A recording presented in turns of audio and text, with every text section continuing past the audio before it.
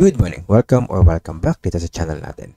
My name is Professor Excel and today ipagpapatuloy natin yung nasimulan nating topic sa formatting ng ating Excel na reports.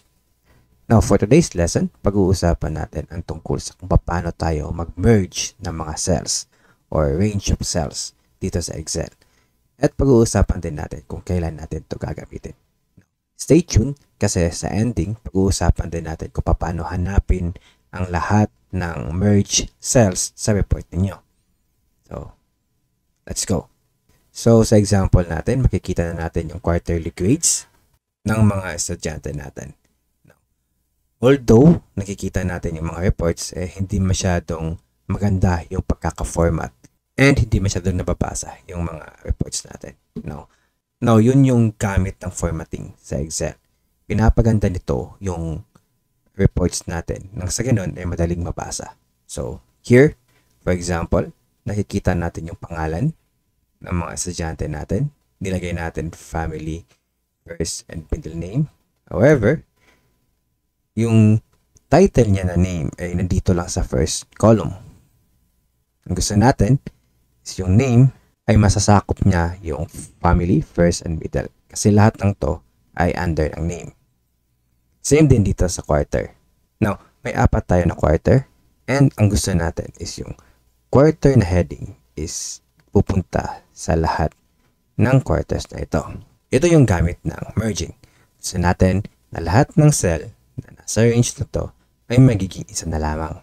So, for example, yung title natin, quarterly grades, although sa nakikita natin from A hanggang column D siya, but in reality nasa column A lang siya. So tignan nyo, column A 1, andun nakikita yung quarterly grades. However, pag pumupunta tayo ng B1, yan, nawawala na siya, C1, D1 hanggang H1. So ito yung gamit ng merge. Kapag gusto mong i-merge yung buong range na to, ay hindi mo na mapipili ng isa-isa yung mga cells. Pagkos, iisipin ni Excel na ang buong range na to ay iisang cell na lamang or naging merged na yung cell nito. So, paano gawin to? Ganito lang. Piliin mo lang yung range ang gusto mong i-merge and then punta ka sa home and dito sa alignment, makikita mo yung merge center. Pindutin mo lang yan and magkakaroon ka na ng merge cells. So for this example, yung quarterly grades ay nasa column A hanggang column H na.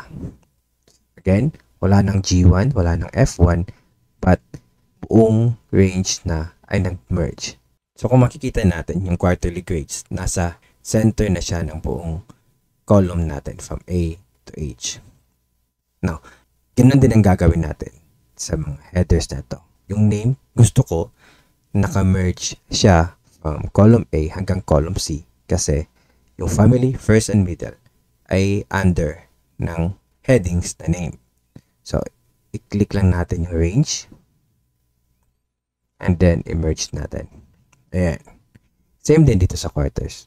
So, gusto ko na yung quarter na name o yung heading ay tatakbo from first hanggang fourth. So, pipiliin ko yung range. Tapos pupunta ako sa home, alignment, at pipiliin ko yung merge and center. Yan. Ganun lang kadali mag-merge ng mga cells. For other examples, dito sa atin, gusto ko yung boys at yung girls ay nasa center din ng buong range na to. Pipiliin ko yung buong range and pipiliin ko yung merge and center. Ayan. Naka-center na yung girls. Same dito. Pipiliin natin yung range and pipindutin natin. And medyo gumaganda na yung report natin. And medyo nababasa na natin. Madali na lang malaman ng mga users na ang tatlong to, first, family, and middle, ay under ng name. Same din dito, first, second, hanggang fourth ay under ng quarter. So yun yung usage ng merge. Unfortunately, kung may magandang dinudulot yung merge, ay may pangit din namang naidudulot. No, sa example natin, nakikita natin na yung boys ay nakapaloob from column A hanggang column H. Same din dito sa girls. from column A hanggang column H. Fortunately, kapag ganito yung nangyayari sa merge, ay medyo hindi na madali para sa atin ang pumili ng mga columns. So like for example, gusto nating piliin lahat ng scores sa fourth quarter. So from here hanggang dito. So once i-drag down mo yan, instead na yung column G lang yung mapipili mo, masasali mo na yan from A hanggang H. Dahil yan, sa may naka-merge. Sa may naka-merge na row. So instead na pipili niya to, then G5, G6, hanggang dito sa 10, hindi mo na magagawa yun. Kasi itong portion na to ay naka-merge na. So again, once may naka-merge, medyo hindi na madali ang pumili ng iisang column lang. Now, sa next lesson natin, pag-uusapan natin kung paano natin to aayusin at kung ano ang dapat natin gamitin. Nang sa ganun ay mas papadali yung work natin. Instead na ganito, medyo nahihirapan na tayo pumili ng mga columns. So, ganun lamang po ang paggawa ng merge.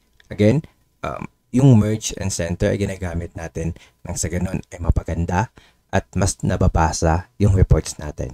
Fortunately, may mga limitations din ang pwede natin gawin dito. Kaya sa next lesson natin ay pag-uusapan natin kung paano natin gagawin na readable and maganda yung reports natin na hindi tayo gagamit ng merge.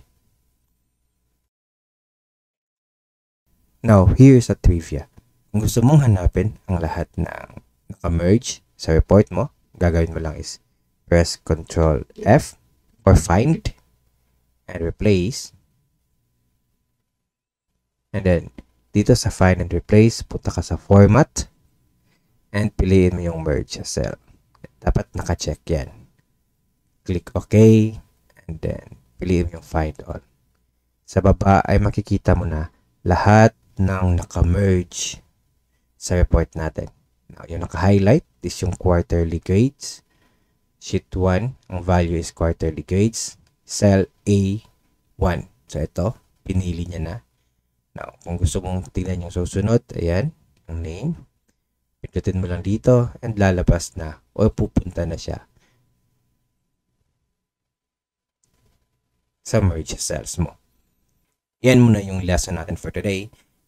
Sa next lesson natin, pag-uusapan natin kung ano yung mas magandang gawin.